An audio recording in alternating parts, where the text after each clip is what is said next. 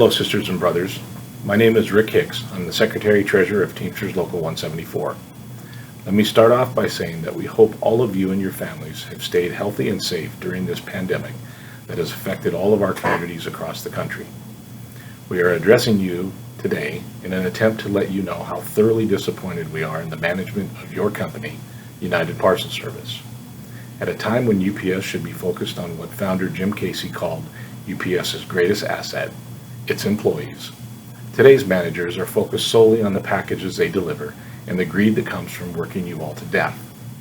The entire staff at Teamsters Local 174 are working day and night trying to address the company's obligation to maintain a safe workplace and to reduce the amount of hours they are forcing you to work on a daily basis.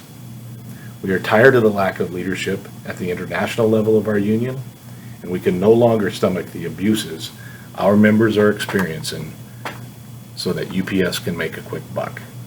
To be clear, UPS is doing the bare minimum when it comes to your safety, and management is completely ignoring your desire to be relieved of mandatory overtime.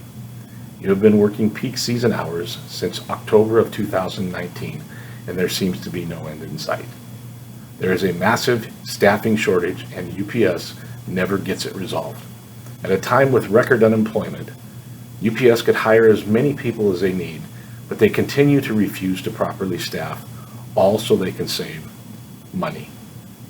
This must stop, and it must stop now. It is time for the public to see and understand what is happening and force UPS to change. I would like to introduce you to Director of Communications and Research at Local 174, Jamie Fleming. I don't have to tell you guys how bad it is to work for UPS right now. You already know. You're working 6 days a week, longer hours than you ever have before. Even part-timers working 60 to 70 hours a week. It's ridiculous, unmanageable, and totally unsustainable. But UPS doesn't care because they're still making money.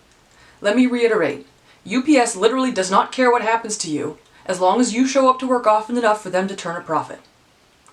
Nobody could have seen this insanity coming. Before the COVID-19 pandemic, Amazon was gearing up to start delivering more and more of their own stuff, and UPS was actually facing potential layoffs.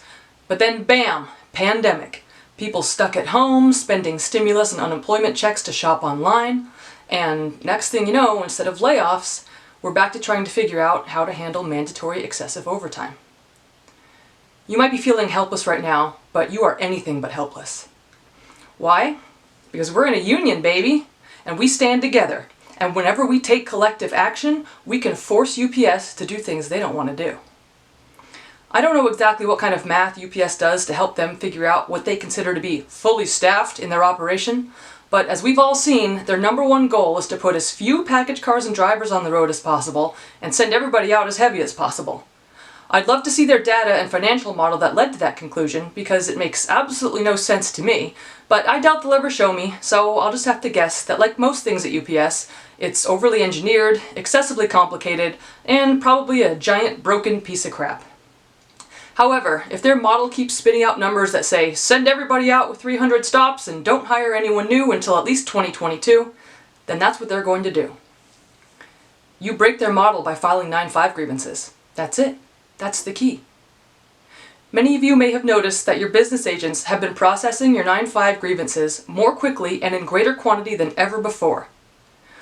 Tens of thousands of dollars a week, over $100,000 in settlements last month, which I know is small solace for you guys who are stuck away from your families and driving your bodies into the ground, but it is critical. The only way you will ever force UPS to do something they don't want to do is to make the alternative exorbitantly expensive. So expensive that even the almighty operations takes notice. And paying triple time is expensive for them. They hate it. Now, I know a lot of you have already been filing your grievances, and so you're thinking, I'm already doing this and it doesn't seem to be helping at all. But you might be surprised to learn that actually, through Local 174 jurisdiction, we're only getting 9-5 grievances from 30 to 40% of the people that are on the list. Imagine if we could get that number up to 60, 70% or higher and see a UPS change their behavior. If you're on the list, file a 9-5 grievance every time, and encourage your fellow Teamsters to do the same. If you've never filed a 9-5 grievance before and you want to try, ask a steward. If someone you know hasn't filed one before and you have, help them. And if you're not on the list, join now. make it expensive for UPS to keep doing this to you. We, all of us together, are the union, and that means we, all of us together, can help turn the rudder and force UPS to head in a different direction.